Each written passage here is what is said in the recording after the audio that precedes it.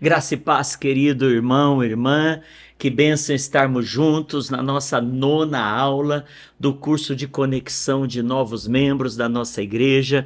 E você já sabe, a gente tem usado a apostila, a gente tem usado o material do Conecta 1, que é um material discipulado da nossa região, que tem sido bênção para as nossas vidas. E você, depois de passar por esse Conecta 1, nós vamos continuar oferecendo. Atualmente já temos outros cursos simultâneos a esse e você vai poder entrar nas novas turmas para que a gente continue crescendo. Como eu disse nas aulas anteriores, esse é o começo de uma caminhada e a gente, através dessa caminhada, com certeza tem muita coisa boa para aprender de Deus para nós. Então eu quero hoje trabalhar um tema com você que eu quero começar a falar sobre o povo de Deus e falar sobre, nesse primeiro momento, dos sinais, das marcas principais do povo de Deus.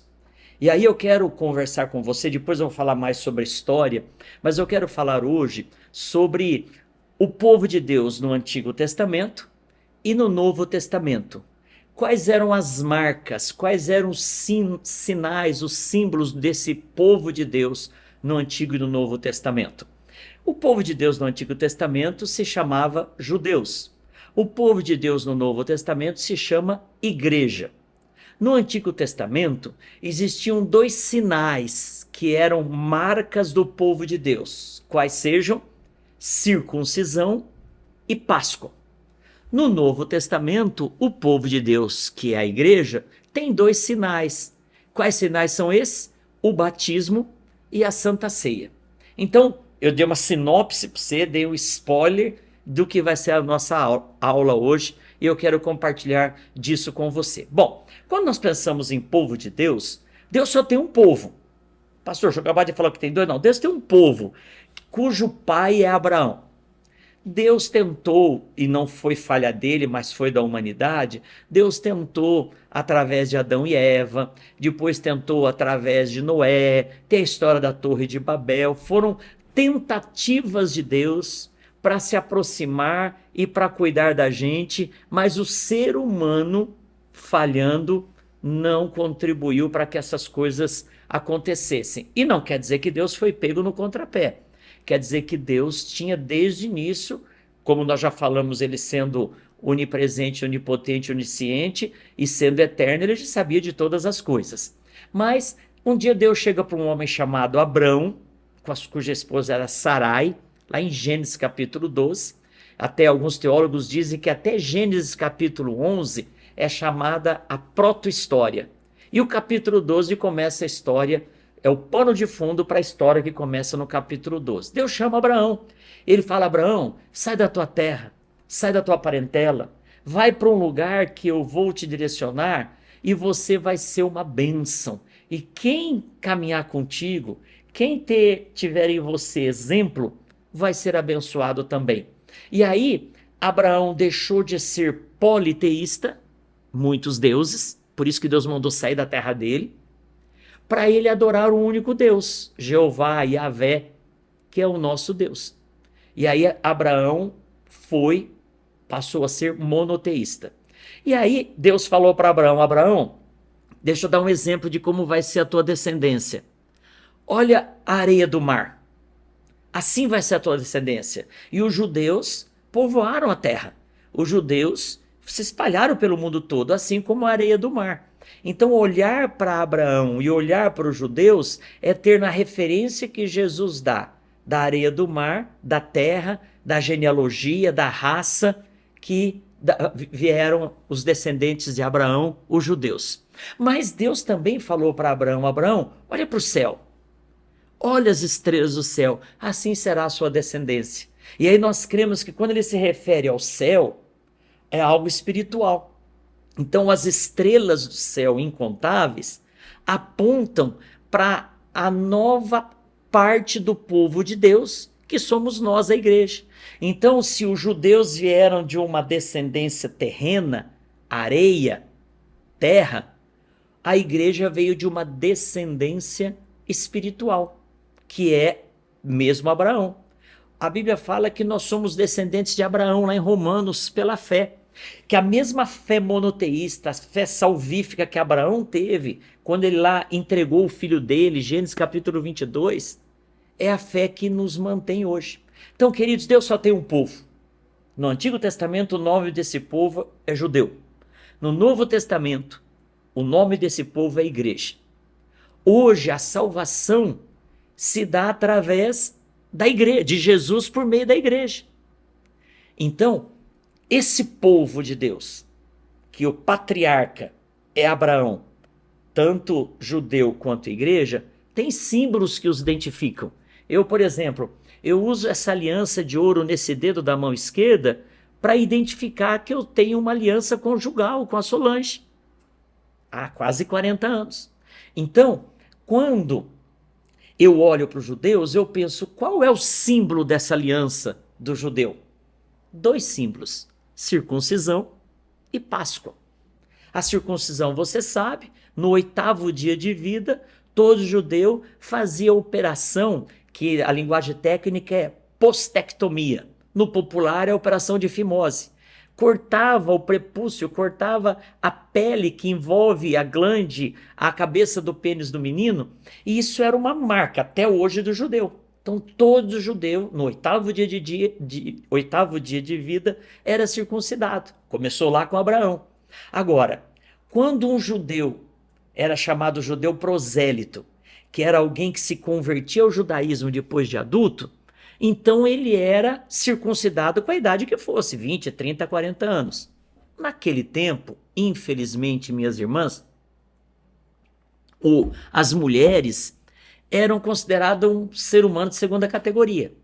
Depois de Jesus, Jesus deu o valor devido e original para a mulher. Mas no Antigo Testamento, a mulher não era circuncidada. A gente sabe que existem tribos no continente africano que cortam o clítoris da mulher, que é um tipo de circuncisão. Na Bíblia não tinha isso. O homem era circuncidado.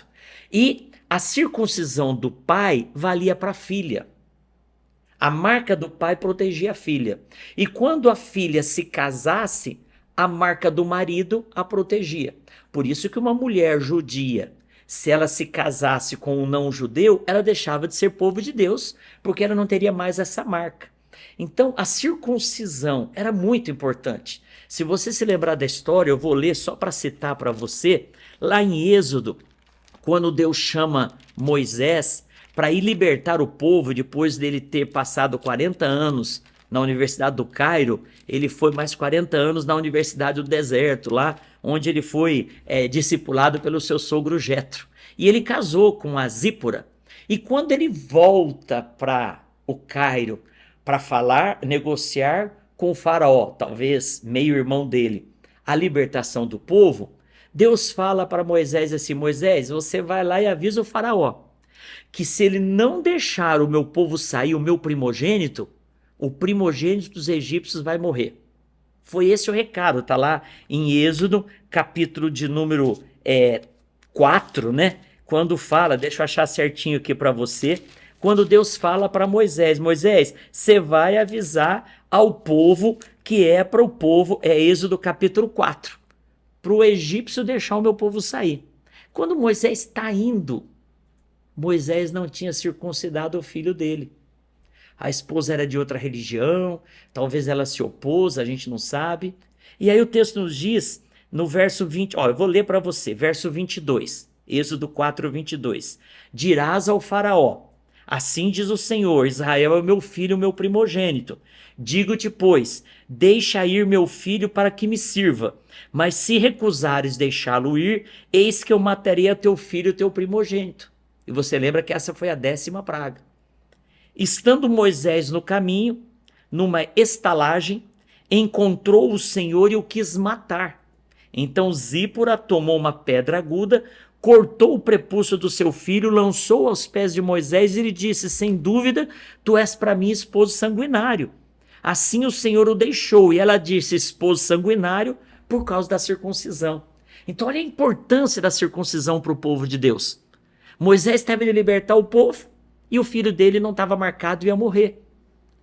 Quando Moisés tira o povo do Egito, 1 milhão de pessoas, todos os homens eram circuncidados. Está escrito na Bíblia. Quando eles atravessam o deserto e todos morrem no deserto, com exceção de Josué e Caleb, no deserto não teve circuncisão. Quando eles entram na terra prometida, Josué, está lá no livro de Josué, está escrito que Josué, por ordem de Deus, no capítulo 5, eu vou ler para você, Josué 5:3. Então Josué fez para si facas de pedra, de pederneira, e circuncidou os filhos de Israel em Gibeate e Aralote. Foi esta a razão porque Josué os circuncidou. Todo o povo que tinha saído do Egito, os homens, todos os homens de guerra, eram já mortos no deserto pelo caminho. Porque todo o povo que saíra estava circuncidado. Mas a nenhum deles que nasceram no deserto pelo caminho, depois de terem saído do Egito, haviam circuncidado. Então, para entrar na terra prometida, tinha de ter a marca do povo de Deus. Então, a circuncisão era tão importante. Você lembra quando Davi foi vencer o gigante Golias? Depois de 40 dias desse gigante filisteu, chamando para o duelo o povo de Deus e ninguém tendo ousadia, o Davi fala assim: quem é esse incircunciso para afrontar o exército do Deus vivo? Queridos, a circuncisão era uma marca que libertava o povo. E essa marca era a marca do judeu até os dias de hoje. Qual era a outra marca? A Páscoa. Você lembra lá em Êxodo que a 10ª praga, teve a praga lá dos gafanhotos, da rã, do piolho, das trevas, você conhece? Da água transformada em sangue, você conhece bem essa história. O texto nos diz que em Êxodo capítulo 12 é a última praga. Deus fala para Moisés: Moisés, junta as famílias hebreias dos judeus, mata um cordeiro, passa o sangue do cordeiro na porta, nos umbrais, no batente para o lado de fora. E nessa noite, está lá em Êxodo capítulo 12, nessa noite vai passar o anjo da morte. E quem não tiver a marca do cordeiro, da Páscoa, e não for circuncidado, o anjo vai entrar e vai matar o seu primogênito, dos filhos, dos animais, de todo mundo. E aí, queridos, Deus manda. E o que esse animal simboliza? Jesus. Já estava, lembra que eu falei anteriormente? A salvação era pela fé na vinda do Messias. Por isso que João Batista falava: eis o Cordeiro de Deus, se referindo a Jesus. Então, a palavra Páscoa no hebraico é Pesach. E a palavra Pesach quer dizer passagem.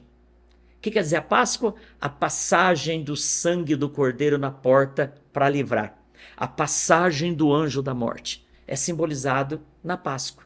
Então, o que livrou o povo de Deus, chamado judeu, da escravidão do Egito? 2 sinais: circuncisão e Páscoa. E até hoje o judeu pratica esse sinal, ou esses sinais, circuncisão e Páscoa. Bom, infelizmente, ou felizmente para nós, né?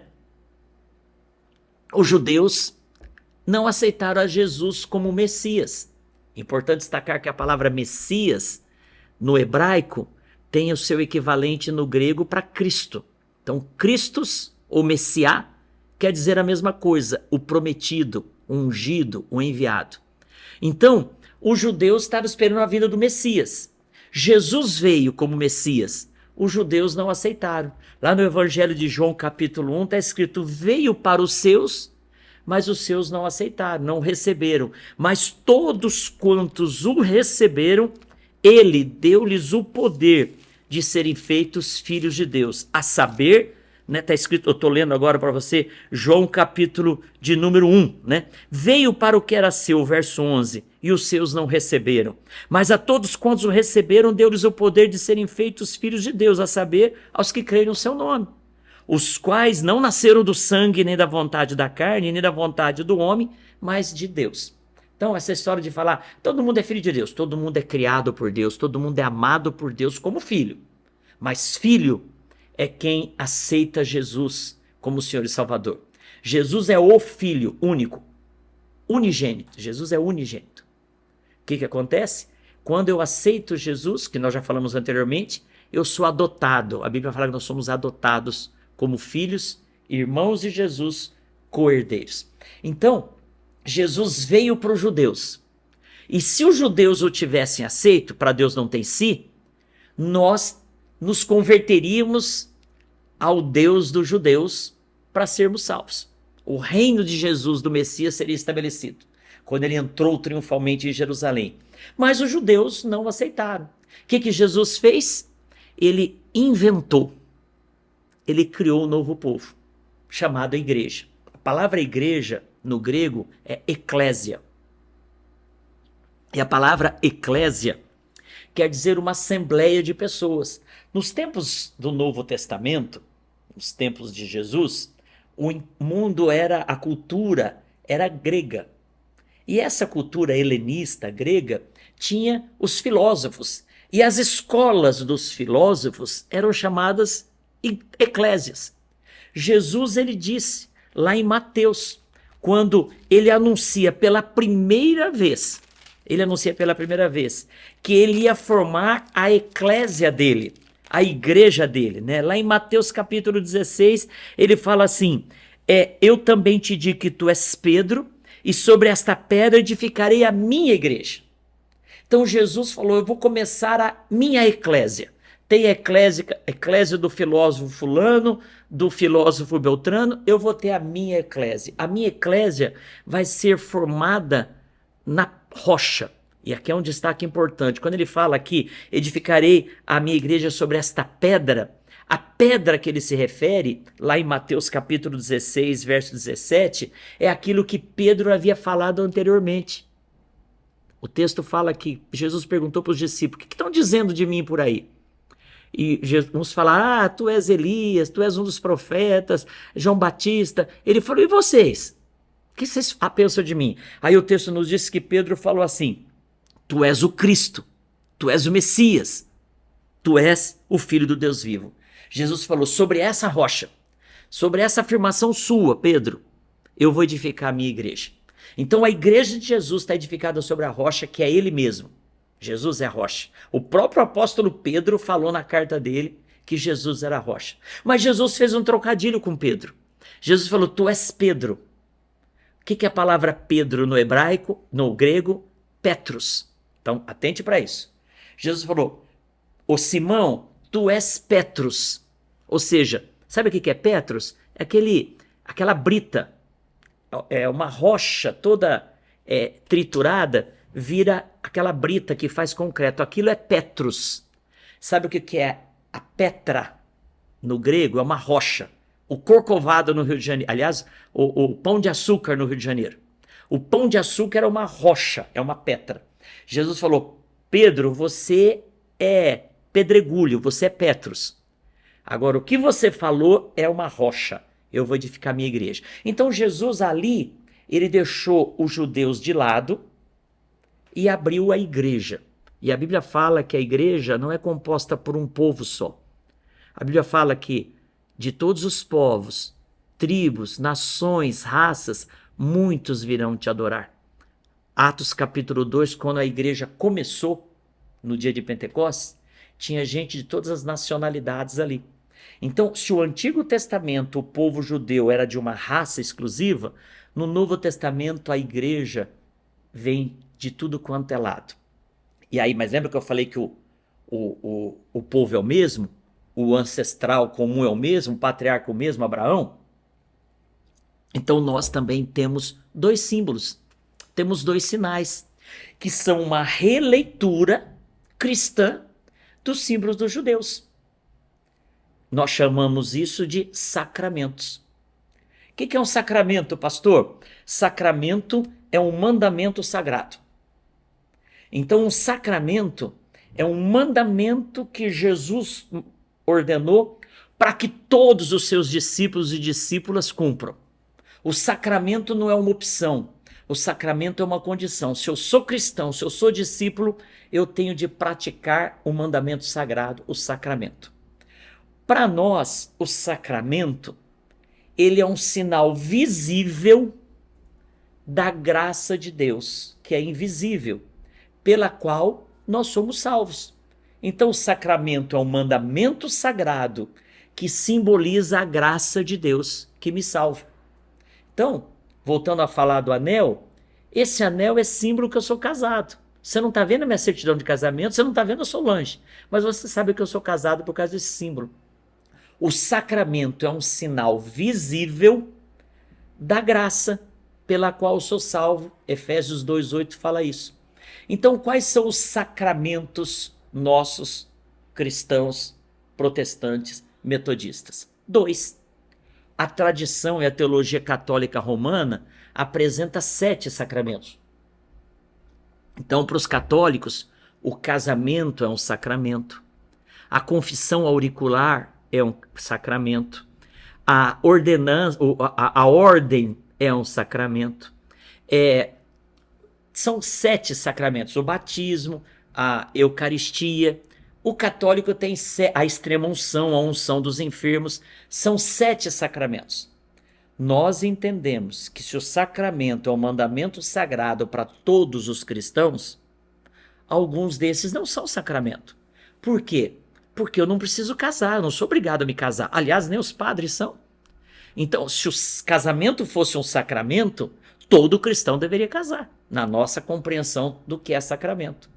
E é por isso que na Igreja Católica o casamento é indissolúvel. É por isso que a Igreja Católica não admite o divórcio. A Igreja Católica admite, em casos raros, a anulação do casamento. Mas divórcio não existe, porque é um sacramento. A confissão auricular, nós gostamos da ideia de confessar os pecados no sentido de ser curado. O apóstolo Tiago fala isso, confessar os nossos pecados uns aos outros para serem curados. Mas não acreditamos que isso seja uma obrigação e nem um sacramento. O casamento é bênção de Deus, mas não é uma obrigação. Então, para nós metodistas, existem 2 sacramentos. Quais são eles? Batismo e Santa Ceia. O batismo e a ceia lembram a gente da graça de Deus. E é pela graça que eu sou salvo. Então há uma releitura, há um paralelo do povo de Deus no Antigo Testamento judeu, povo de Deus no Novo Testamento igreja. Quais eram os sinais do povo de Deus? Circuncisão e Páscoa. Quais são os sinais do povo de Deus no Novo Testamento? Batismo e ceia. Então, queridos, quando Jesus fala, ide por todo mundo, pregai o evangelho a toda criatura, façam discípulos batizando em nome do Pai. Ali começou o sinal do cristão substituindo a circuncisão. Olha o que o apóstolo Paulo fala sobre esta releitura. Paulo, aos Colossenses, ele fala sobre a substituição da circuncisão pelo batismo. Eu vou ler para você Colossenses capítulo 2, verso de número 11. Colossenses 2:11.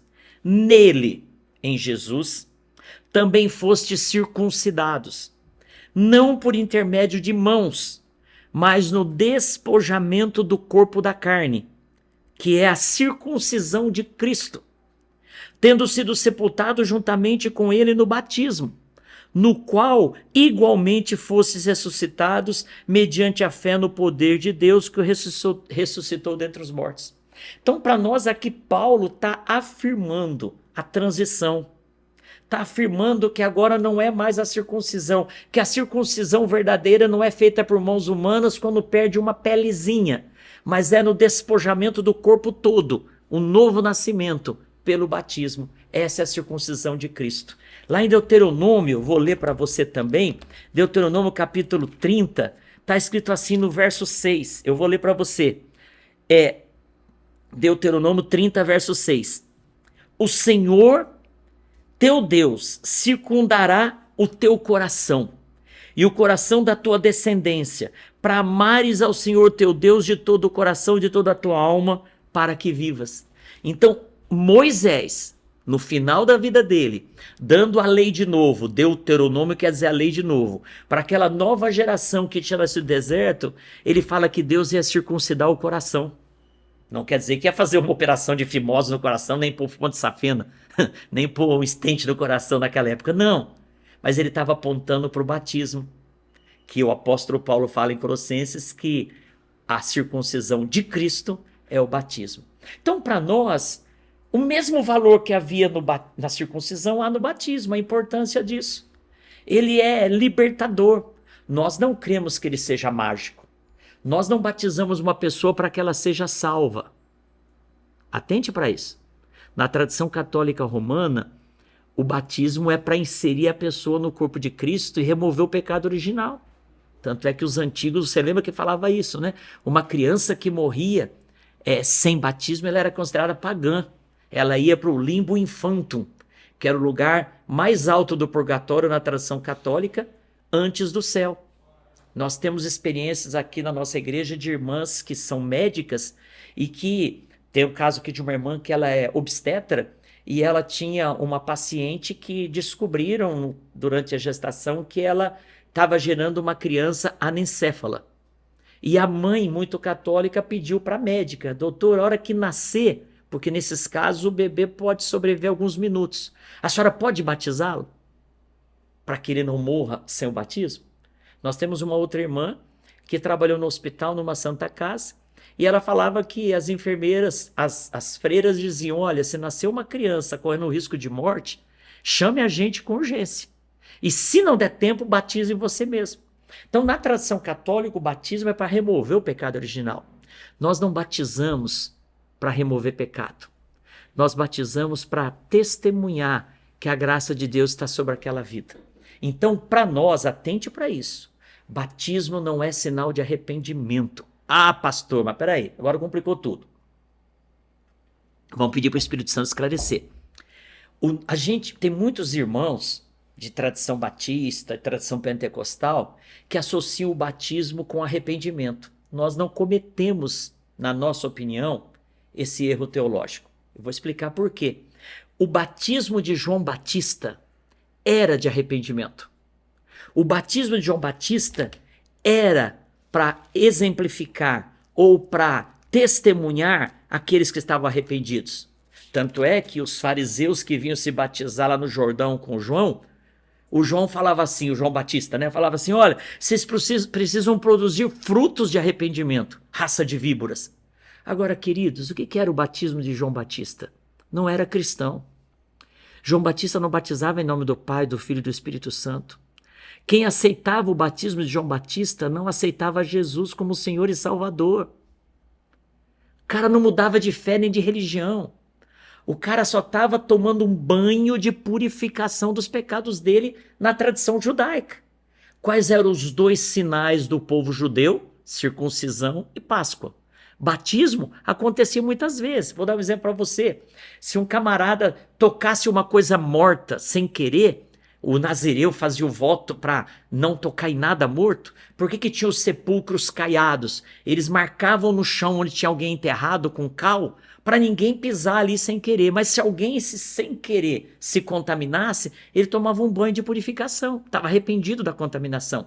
Se o marido sentasse no lugar que a mulher, a esposa menstruada, tinha sentado, e ela tinha contaminado com a sujeira, infelizmente, da menstruação dela, pela falta de condições que a mulher tinha na época, o marido tomava um banho de purificação. Quando os discípulos de Jesus se alimentavam sem lavar as mãos, os fariseus criticavam que eles comiam sem se purificar. A água que Jesus transformou em vinho era a água da purificação. Para terminar esse meu exemplo, lá em João capítulo 3, está escrito que houve uma dissensão, uma briga entre os discípulos de João e alguns judeus. E no verso de número 25, João 3, 25, está escrito: ora, entre os discípulos de João e um judeu suscitou-se uma contenda com respeito à purificação. Então o batismo de João Batista era de arrependimento, mas era um ritual de purificação que o judeu fazia quantas vezes quisesse. A arqueologia tem mostrado que os judeus ricos tinham uma banheira de purificação dentro de casa, para eles tomarem banho de purificação direto. Então, tanto é que quando Jesus, para cumprir a lei, foi se batizar, João Batista falou: não, eu não tenho que te batizar, o senhor é santo. Jesus falou o quê? Não, vamos cumprir a lei. Então o batismo de João Batista era de arrependimento, ponto. Mas o batismo que Jesus instituiu, depois de ressurreto, no capítulo 28 de Mateus, no capítulo 16 de Marcos, que ele falou: ide pregar o evangelho, batizando no nome do Pai, do Filho e do Espírito Santo. Esse é o batismo cristão, é ali que começa. Ali que a circuncisão passa a ter um novo significado, agora através do batismo. Então, queridos, para nós, o batismo é um sinal visível da graça de Deus que é invisível. E quando eu reconheço que a graça de Deus está sobre a minha vida, eu sinalizo isso por meio do batismo. E daqui a pouco eu falo um pouquinho mais da Páscoa e da ceia, mas deixa eu falar um pouquinho mais do batismo. Para nós, o batismo sendo um sinal, não importa a quantidade de água que a gente usa. O metodismo, mais comumente, no decorrer da história, batizou mais por aspersão. Mas nós nunca fechamos questão nisso. E eu explico por quê. Queridos, quando um símbolo ocupa o lugar daquilo que ele representa, ele se torna um ídolo. Eu vou repetir. O que é ídolo, pastor? É tudo aquilo que se coloca entre nós e Deus. É quando algo que simboliza toma o lugar. Quando um símbolo ocupa o lugar daquilo que ele representa, se tornou um ídolo. E a água é um símbolo. Assim como o pão da ceia e o cálice são símbolos. Nós não definimos que é mais crente quem come um pão maior na ceia. Então, para nós, se a água é símbolo, tem de ter água, porque é um símbolo. Mas a quantidade de água não define. Porque se eu entender que a quantidade de água define, eu estou atribuindo à água um valor espiritual, um valor mágico. E aí eu incorro na teologia católica romana, que o batismo é para tirar o pecado original. Então, querido, quando nós metodistas pregamos o batismo, nós falamos, ensinamos isso e deixamos a critério do batizando. Você quer com água na cabeça? Você quer derramar água na sua cabeça? Então, tem 3 que no decorrer da história se praticou. Batismo por aspersão, que é quando o pastor, o sacerdote faz isso na cabeça do batizando, fazendo menção até de quando o sumo sacerdote aspergia o sangue do cordeiro lá na tampa do propiciatório, na tampa da arca. Então, aspersão é isso daqui, esborrifar. Efusão, que é o derramar. Então, quando derrama água na cabeça, é efusão. E o imersão é quando afunda a pessoa. Se a água é um símbolo, para nós não importa a quantidade de água. Tudo aquilo que a Bíblia não afirma com certeza, tudo aquilo que a Bíblia não afirma com clareza, eu não posso defender com certeza. Se a Bíblia não é clara, eu não posso afirmar com certeza. E se não está claro na Bíblia, é porque não é importante. O que é importante para a nossa salvação está claro. Pastor, mas na Bíblia fala que Saulo desceu as águas para ser batizado. É verdade. É verdade, não tem problema quanto a isso. Mas a Bíblia fala lá em Atos capítulo 2 que 3.000 foram batizados num dia. Em Jerusalém não tem rio. Jerusalém tem só o tanque de Siloé. Como que 12 apóstolos, ou vão por 120, iam batizar 3.000 pessoas se não tem rio, não tem lagoa, não tem tanque? Lá em 1 Coríntios capítulo 10 está escrito que o povo foi batizado no tempo de Moisés pela nuvem. Então, queridos, a palavra batismo, ela no decorrer da história teve diversos significados. Eu sempre comparo com, eu estudei num seminário imersionista, que só defendia o batismo por imersão. Estudei no outro seminário que não era imersionista. Então, eu posso falar para você, nem de ouvir falar, mas de estudar. Se eu falasse para você o que é arroba, você ia associar a palavra arroba com e-mail. E-mail, lá o meu e-mail é predineisol@gmail.com. Se eu falasse pro meu bisavô o que é arroba, ele ia falar que é 15 quilos de porco.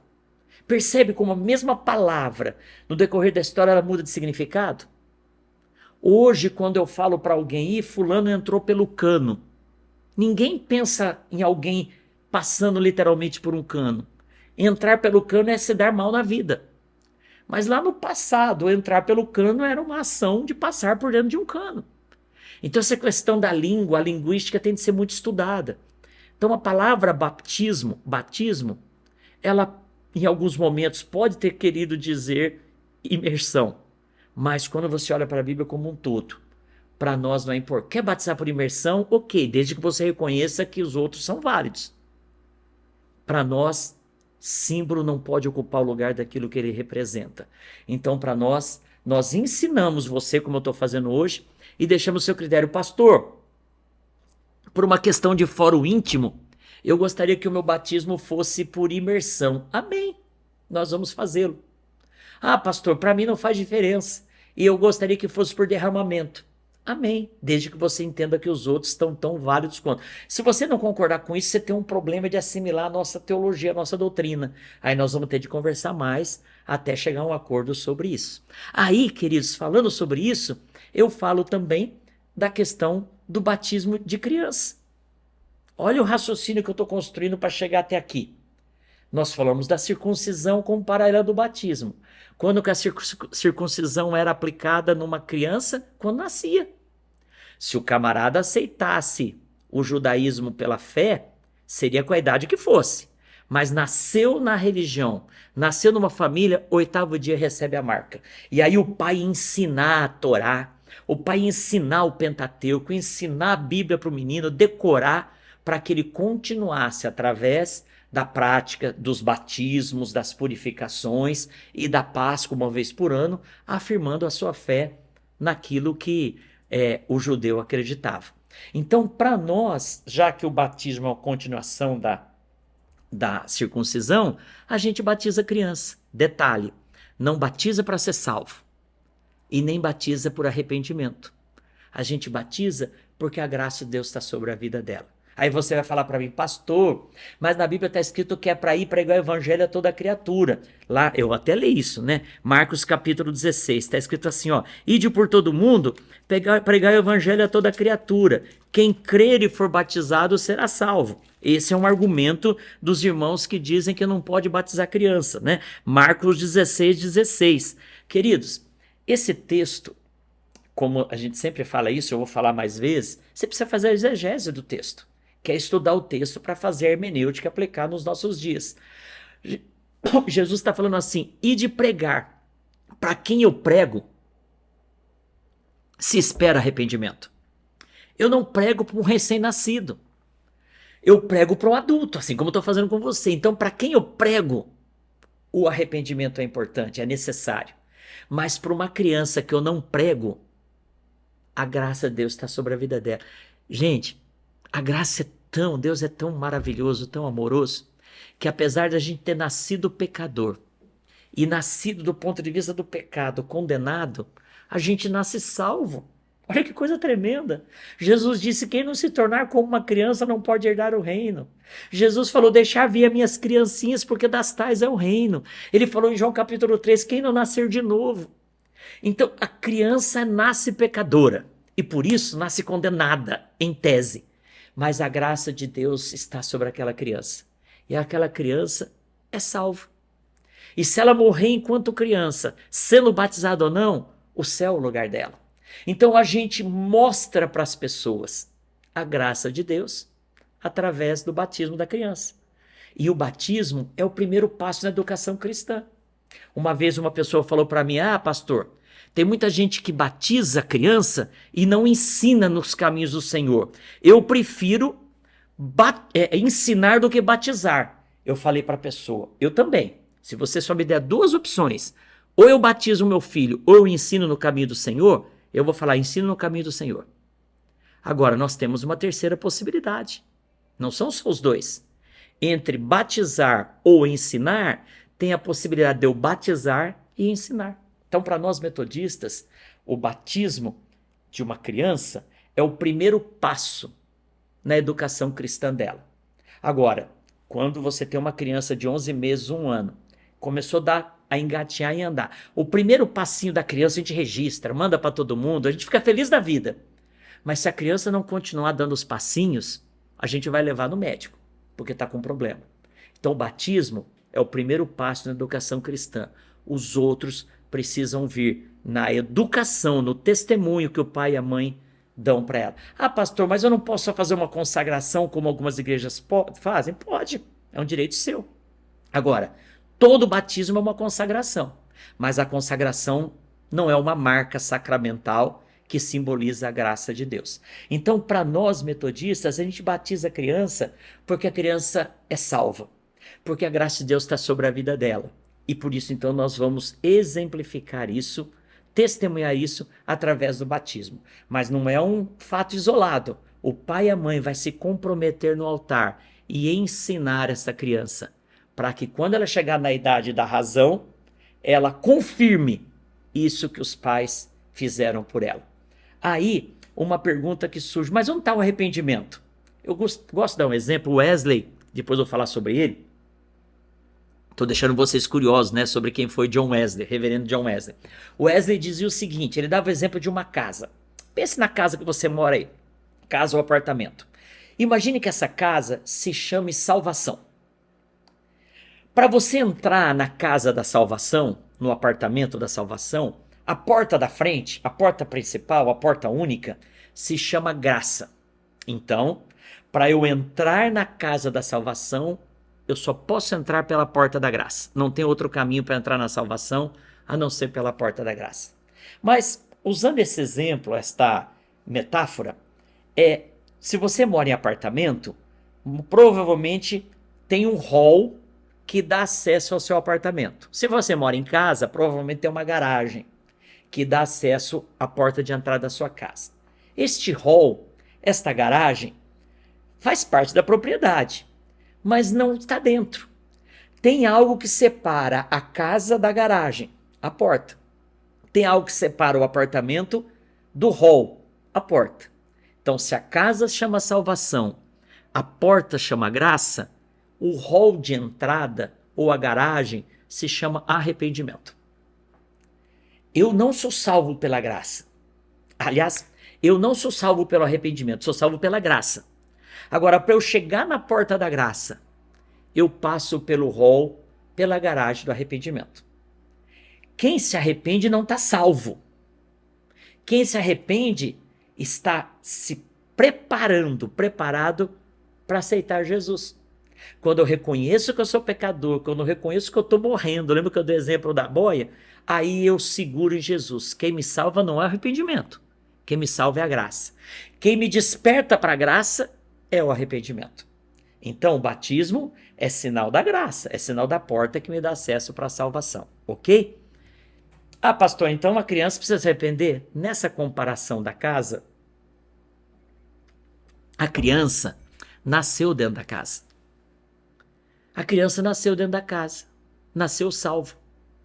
Então, se uma criança nasceu salva, ela não precisou passar pela porta do arrependimento. A mãe passou com ela grávida, mas ela nasceu lá dentro. Agora, ela vai receber o sinal visível da graça, porque ela está debaixo da graça. Agora, o dia que ela chegar da razão, lembra que eu falei da árvore pecadora que dá fruto? Que ela começar a produzir o fruto próprio, aí ela vai precisar se arrepender e reconhecer Jesus como Senhor e Salvador. Então, para nós metodistas, o batismo é muito importante. Lembra que eu falei da circuncisão? Se você ainda não teve a experiência do batismo, pense seriamente nisso. Pense em buscar. Ah, pastor, mas ainda estou com a minha vida muito errada, queridos. Quando eu aceito a Jesus como Senhor e Salvador, eu sou uma criança em Cristo. E a criança está numa fase de aprendizado, a criança corre risco de fazer coisa errada mesmo. Mas a criança está sendo mentoreada, está sendo tutoriada por alguém, e por isso a graça vai estar presente na sua vida. Não abra mão do batismo, porque você ainda não está vivendo a vida que você gostaria. Assuma o compromisso. Eu costumo dizer que o batismo é como um jogador de... Eu costumo comparar numa torcida, né? Imagine você que é torcedor de um time aí, né? Eu vou falar do meu time. Eu sou torcedor da Ponte Preta, lá de Campinas, São Paulo. Imagine a cena. Eu tenho camisa da Ponte Preta, mas eu vou lá e torço, mas eu não influencio o resultado. Mesmo que eu seja sócio, seja diretor, seja torcedor fanático, mesmo que eu acompanhe o meu time pelo Brasil todo, eu não influencio o resultado. Por quê? Porque eu não sou o jogador. Quem influencia o resultado é quem está vestindo a camisa, mas está entrando no campo. O batismo é quando eu entro no time. O batismo, eu não sou só um torcedor do time de Cristo. O batismo me faz ser jogador do time.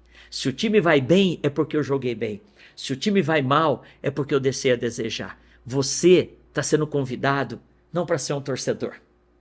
Tem muito. O Brasil está cheio de torcedores de Cristo.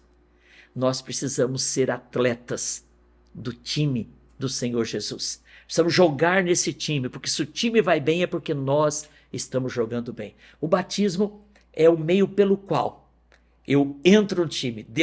A ideia é, compra o meu passe. Jesus na cruz comprou o meu passe. E agora eu estou jogando nesse time, que é um time mais do que vencedor. Então, quando eu aceito me batizar, quando eu quero o batismo para a minha vida, eu estou assumindo esse compromisso. Pastor, eu fui batizado na igreja A, B ou C. Essa é uma conversa que a gente vai ter no gabinete quando você depois do final do curso, dessas aulas, eu vou chamar você para uma conversa pessoal, não mais online. E aí nós, nessa conversa pessoal, vamos avaliar cada caso. Se você já foi batizado, se é uma igreja protestante, se foi numa igreja católica, como nós vamos avaliar esses casos e apresentar para você o que nós cremos. Nessa linha de raciocínio, para concluir mais alguns minutinhos, já que o tema é muito parecido, eu quero falar da Santa Ceia.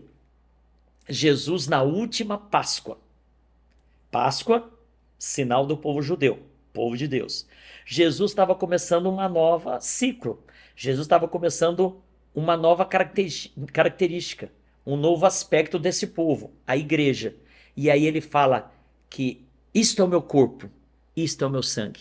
Então, ao invés de comer ervas amargas e o cordeiro, agora vocês vão comer o pão e beber do cálice, porque é o meu corpo e o meu sangue que está sendo levado na cruz por vocês. E ele falou, faça isso em memória de mim, até que eu volte, e aí juntos nós vamos estar na eternidade celebrando. Então, para nós, a ceia é a releitura da Páscoa. Na última Páscoa de Jesus, ele estabeleceu a ceia. Nós, metodistas, entendemos que é um sacramento, que é um sinal visível da graça de Deus. O batismo, a gente é no início da fé cristã. A ceia é um processo de renovação constante. Nós, metodistas, celebramos a ceia uma vez por mês, no primeiro domingo do mês. Mas se quiser ser no domingo... Por que primeiro domingo, pastor? Porque é a ideia das primícias. É a primeira vez nesse mês que eu venho à igreja, eu vou celebrar a ceia do Senhor. Detalhe, nós não cremos como creem a doutrina a teologia católica romana. A teologia católica crê no dogma da transubstanciação. O que quer dizer isso, pastor? Quer dizer que quando o padre ora consagrando a hóstia, que a hóstia é um pão estilizado, a hóstia se transforma no corpo de Cristo. Então, o dogma da transubstanciação fala que a substância da hóstia se transformou na substância do corpo de Cristo. Por isso que a tradição católica fala que não é para morder o pão, é para dissolver na boca, porque é o próprio corpo de Cristo. Nós não cremos assim. Nós cremos que o pão é pão, mas ele representa o corpo de... Quando Jesus fala isso é o meu corpo, ele estava cortando o pão. Então, ao dar aos discípulos, ele cortou. É o corpo de Cristo estava sendo dilacerado, cortado em nosso favor. Então, Lutero dizia da doutrina da consubstanciação. O que quer dizer isso? O pão não se transformou no corpo, mas Jesus está no pão. Então, Jesus está com a substância do pão, consubstanciação. Então, para nós, somente um pastor ou uma pastora ordenado, consagrado, nomeado, é que pode consagrar os elementos. E uma vez consagrado, aquele pão, pela fé, representa o corpo de Cristo. Então, é um momento de renovação da nossa fé, uma renovação periódica da nossa fé. O que nós fazemos, a doutrina católica afirma que o sacrifício da missa, por isso que para todo católico a missa é missa porque tem Eucaristia, e o padre ele faz um sacrifício não cruento, não tem derramamento de sangue de novo, mas ele renova o sacrifício de Cristo através daquela missa. Por isso que os católicos mandam rezar missa por mortos. Então, missa de 7º dia, de 30º dia, para que o sacrifício daquela missa ajude a pessoa a sair do purgatório. Nós não cremos assim. Nós cremos que o sacrifício de Jesus foi feito uma vez, suficiente, não precisou ser refeito nem repetido. O que nós fazemos agora é em memória. Nós renovamos a nossa fé relembrando o que Jesus fez por nós. Então, para nós metodistas, não importa o tamanho do pão, nós usamos o cálice porque Jesus deu o cálice, né, o suco da uva, o vinho, para os que estavam ali com ele. E é um momento de renovação na nossa fé. Agora, o que nós precisamos? O apóstolo Paulo fala em 1 Coríntios capítulo 11, que a gente precisa se examinar. Porque se eu tomar o pão e beber do cálice indignamente, o que quer dizer isso? Sem ter a minha fé, sem estar arrependido dos meus erros, sem querer viver uma vida nova, aquele sacrifício de Jesus há 2000 anos, eu não vai estar tendo valor para mim. Então, às vezes tem pessoas que falam assim, pastor, eu não tomei a ceia porque eu estava em pecado, acho que fez uma grande coisa. O certo não é optar pelo pecado e deixar a ceia. O certo é optar pela ceia e se arrepender do pecado. Não, Didaquê, que é os primeiros escritos pós-Bíblia, os pais da igreja, os primeiros cristãos, na hora da ceia eles falavam assim, quem é santo se aproxime, quem não é santo se arrependa, para poder participar também. Então para nós a ceia ela é inclusiva, não é exclusividade da igreja metodista. Então você que vem na igreja, você é convidado a participar. Nós pastores e pastoras sempre dizemos o seguinte, quem entende o significado, venha participar. Quem entende, se arrependa, peça perdão, conserte a sua vida e assim a ceia vai ser o momento de reafirmar a sua aliança. Para nós, pastor, mas a pessoa não tem de ser batizada? Quem já aceitou Jesus como Senhor e Salvador e está fazendo esse curso de conexão e não foi batizado ainda, ele já tem Jesus no coração. Se ele falar, eu vou esperar ser batizado para ceiar, é uma decisão sua. Mas se você quiser pegar o cálice e o pão e celebrar, se você tem fé e crê no que Jesus fez por você, aquela ceia está valendo para você. Dá um exemplo. Se uma pessoa vier nos visitar e ele é um ateu, ele não crê em nenhuma forma de divindade, muito menos em Jesus, que é o principal. E se ele pegar o cálice e o pão e participar da ceia, ele não tem fé. Aquilo não serviu de nada para ele, foi um pedacinho de pão que nem matou a fome. Quando Paulo escreve aos Coríntios, dando algumas regras, ele está falando para crente.